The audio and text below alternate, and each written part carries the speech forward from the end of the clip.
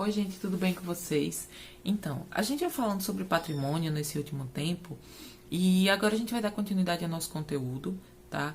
Eu quero deixar claro que a importância da gente falar sobre patrimônio é muito grande porque a gente agora vai poder compreender melhor um pouco do que a gente vai trabalhar em relação às obras de arte, porque a gente vai falar um pouco sobre essa questão do diálogo com o passado.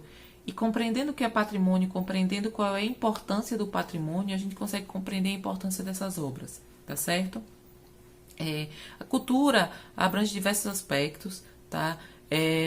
Diversas linguagens, a gente já sabe disso. E elas constituem uma sociedade. Então, a arte, as tradições, as ideias, as linguagens, as técnicas, os conceitos, os objetos, tudo isso vai constituir a nossa identidade, tá bom? É muito interessante a gente parar para pensar que ela é um processo que está em constante transformação. A cultura, ela não é algo que está estático. Eu chego lá e digo, nossa, a cultura do Brasil é isso e só vai ser isso. Então, nós temos um processo de desenvolvimento cultural dinâmico. Por quê? Porque além da gente se correlacionar, se comunicar com outras sociedades, com outros grupos sociais que têm culturas diferentes, a gente também, ao longo das gerações, vai quebrando barreiras, a gente vai modificando nossa cultura de acordo com os conceitos que a geração vai tendo. Então, determinados valores, eles vão sendo sobrepujados por outros. Vamos supor, há anos atrás, eu não cortaria meu cabelo curto, porque seria uma questão muito séria. Ao mesmo tempo que lá na década de 20, a moda era que as mulheres tivessem o cabelo curto e depois elas não poderiam mais cortar. Então, ao longo do tempo, essa cultura ela foi se modificando ao ponto de que a gente pode manter uma certa identidade através dessas modificações. A gente vai construindo culturalmente, socialmente, as coisas coletivamente. Tá certo? Uma coisa interessante é que essa mudança cultural ela se dá de acordo com o diálogo com o passado. Como assim? Se eu conheço o que aconteceu antes, eu posso ter uma variação, uma modificação ou até mesmo um resgate cultural. E aí a nossa cultura ela vai se modificando novamente, porque aquilo que aconteceu no passado, mesmo que resgatado, ele não vai ser da mesma forma no presente, tá certo? Então vamos lá.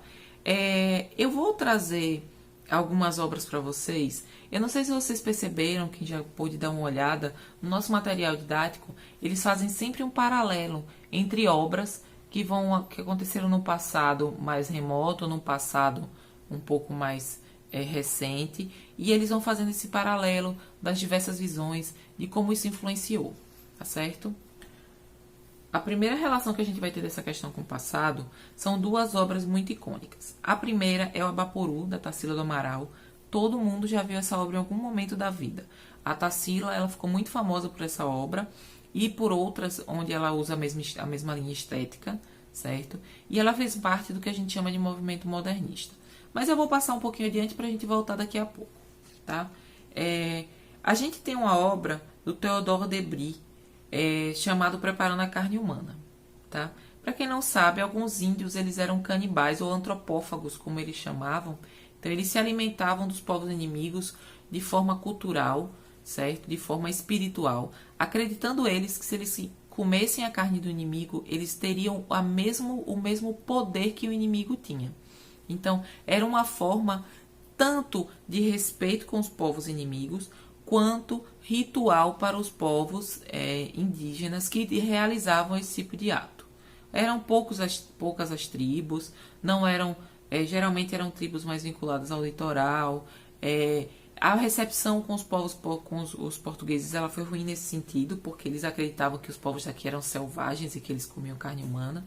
E essa relação da pintura com do Théodore Debry é de que eles estavam se satisfazendo, certo?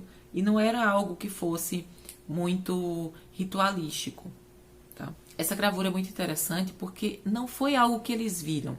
Esse tipo de obra foi feita através da imagem que eles tinham dos povos tradicionais daqui do Brasil e de como eles imaginavam que seria isso. Um grande banquete com mulheres, homens, crianças se deliciando, se refestelando com a carne de um ser humano, né, que era algo tão indigesto para as pessoas daquele período, ao mesmo tempo, certo, que eles utilizam a estética daquele período para poder representar que eles mostram que os indígenas eles não estão, certo, sendo representados da mesma forma que eles de fato são. Eles estão meio eles estão estilizados, eles têm uma relação diferente, tá? E por que eu tô falando desse tipo de pintura antes de falar lá do Abaporu, da Tarsila do Amaral? Porque o que acontece? Com esse conceito da antropofagia, tá? O Oswald de Andrade, que foi um dos mentores do movimento modernista brasileiro, né, da Semana de Arte Moderna no Brasil, ele utilizou essa questão do antropofagismo para a gente falar como é que a gente utiliza a cultura de fora. Então, a Tarsila do Amaral, ela viajou para a Europa, ela teve contato com artistas modernistas de vanguardas, como cubistas, expressionistas, impressionistas.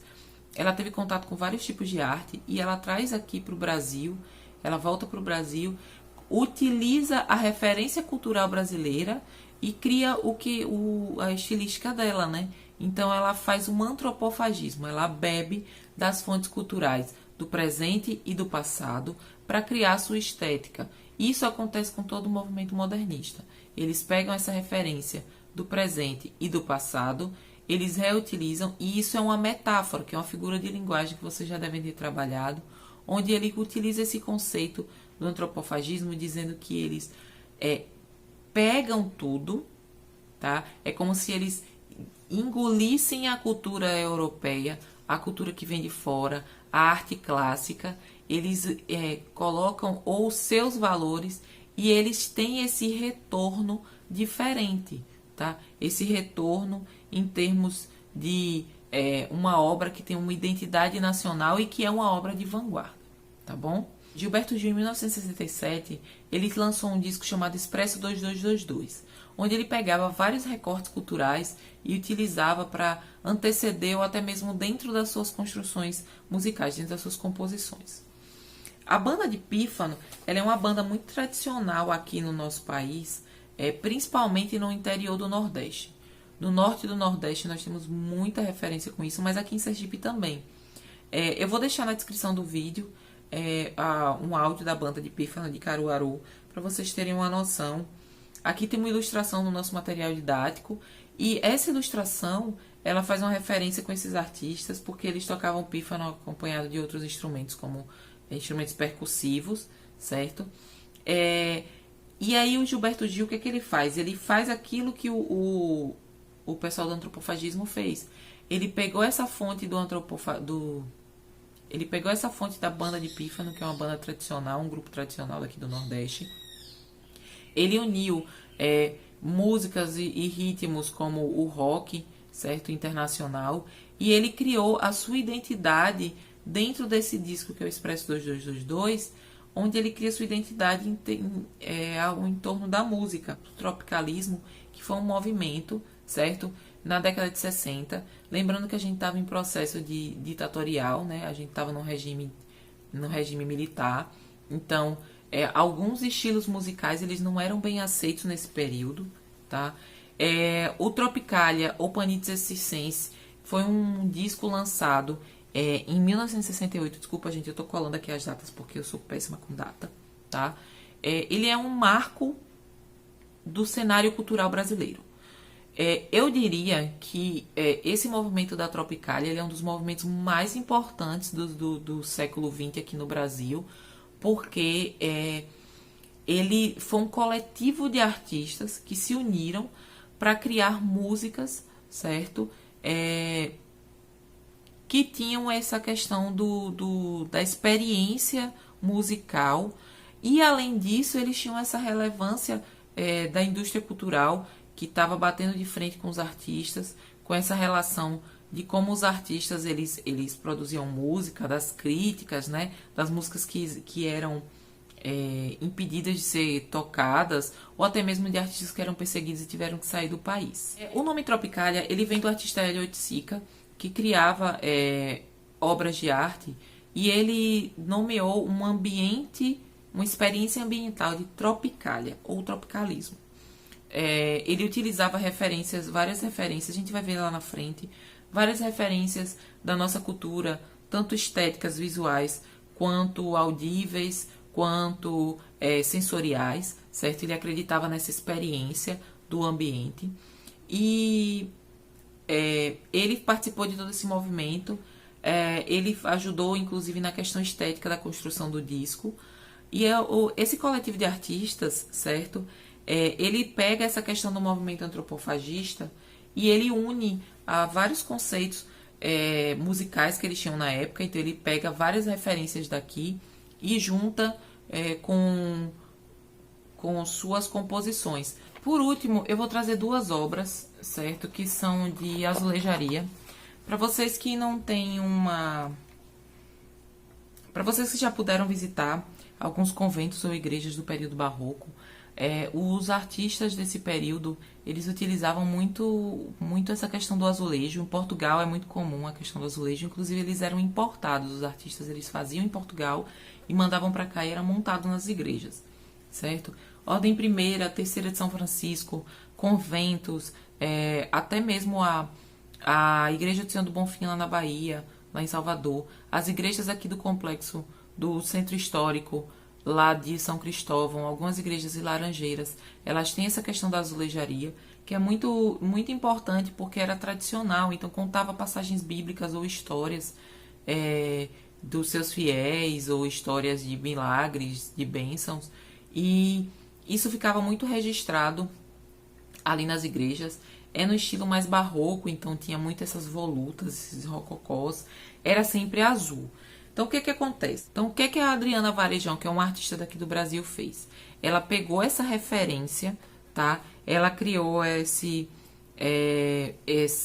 painel de azulejo azul, tendo como referência esses azulejos com esse rococó, essas volutas. O nome do painel é Selacanto Provoca Maremoto. Para quem não sabe, o selacanto é um peixe pré-histórico. Ele tinha um tamanho muito grande, ele era um peixe grande. E quando a gente está falando desse maremoto, a gente está falando do selacanto, que é um peixe que não existe mais, certo? Que provoca um maremoto, e esse maremoto é representado por essas volutas azuis, que tem como referência o passado.